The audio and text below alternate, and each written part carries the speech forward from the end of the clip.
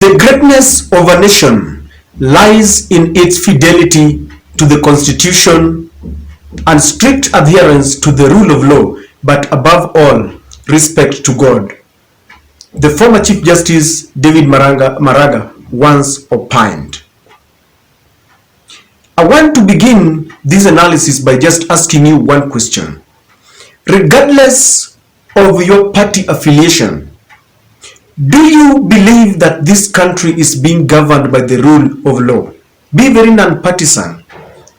I'm asking you as a patriotic Kenyan, looking at events and how things have transpired, do you believe that Kenya is being governed in strict adherence to our constitution and to the rule of law?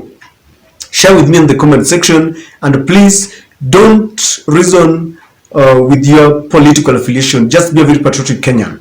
Those are the words of David Maraga. If you thought or you believe that Kenya is being governed by the rule of law, there is one person who disagrees completely with you. This person is a very close ally of William Samoei Ruto. Ahmed Nasir is a very controversial lawyer, outspoken and very fearless. Usually he takes on his opponents. He had a little altercation with the senator of Narok, Ledama Lekina. After Ledama Lekina commented on William Ruto's statements and allegations that at Bomas there were forces that wanted to kidnap and kill Wafula Chebukati. So Ledama told the president to fast-track the formation of a commission to inquire and tell Kenyans what happened in Bomas instead of making allegations. So this attracted the reaction of Ahmed Nasir, and this is what he told Ledama Lekina, that if the rule of law applied in Kenya, that rungu you applied with the devastating consequences at Bomas should have landed you a 7-year term in prison. And he concluded by saying, but Senator, you are a lucky dude. This Kenya where the rule of law has taken leave of absence. That is what he told Ledama, that the rule of law has taken leave of absence.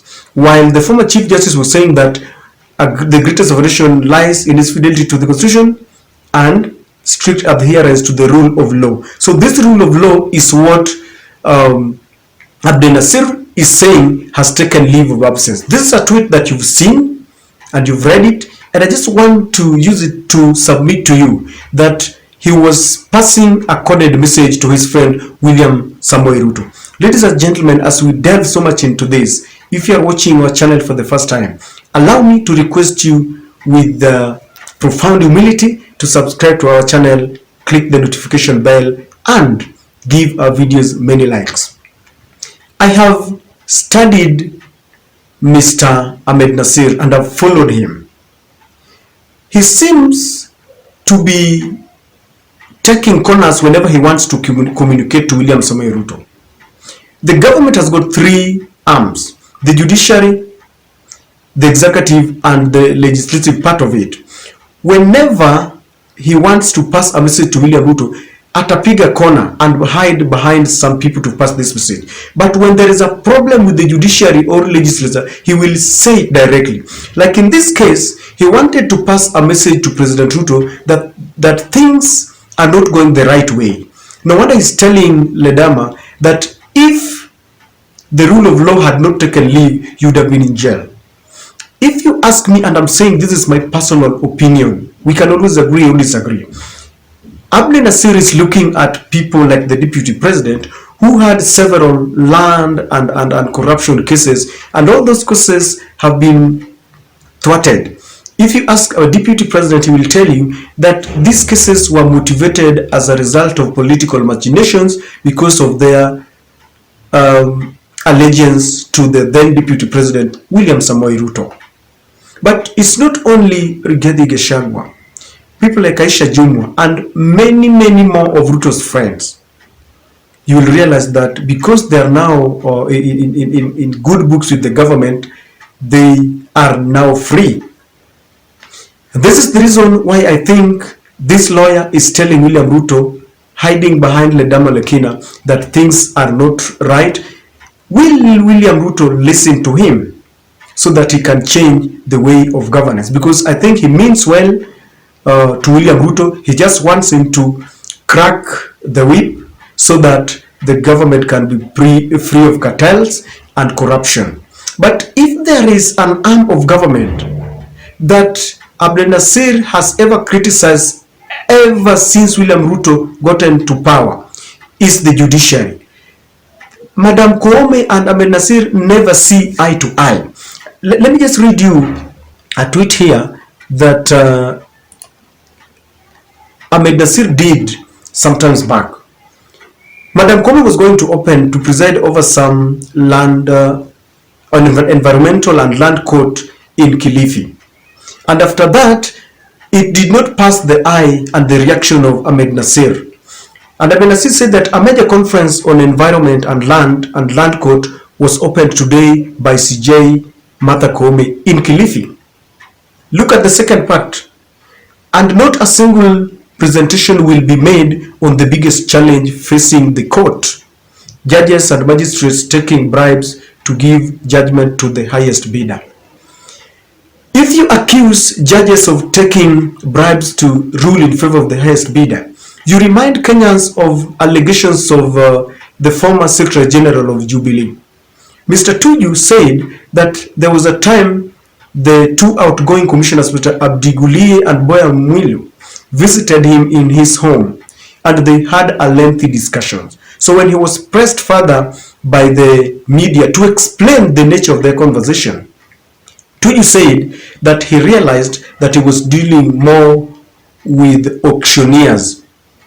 And you see, for Tuju to call the IBC commissioners auctioneers, it is auctioneers who will sell their property or services to the highest bidder. So Ahmed Nasir, by accusing Madam Martha Koome, he was like attacking the judgment of Madam Martha Koome, because it was just a few months after William Ruto had taken oath of office, and there were several allegations that they were bribed, that the judiciary was bribed to ensure that they gave William Ruto, they ruled in favor of William Ruto. So if you look at the tone of the tweets, Ahmed Nasir does not want to provoke William Ruto. It is called critical intelligence. He wants to pass across some message but maintain their friendship. And he believes that if there is an arm of the government that needs to be restructured, it is that of the judiciary.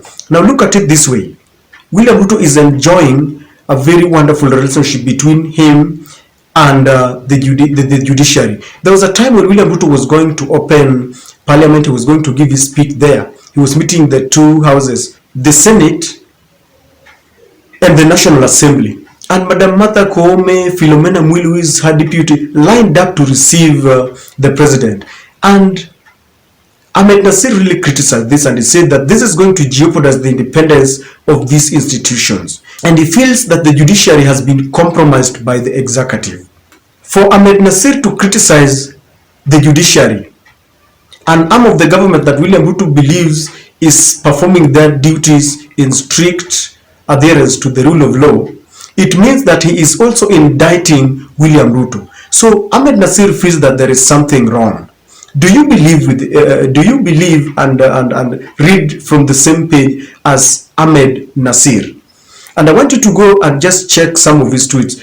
He is never supporting Raila Odinga.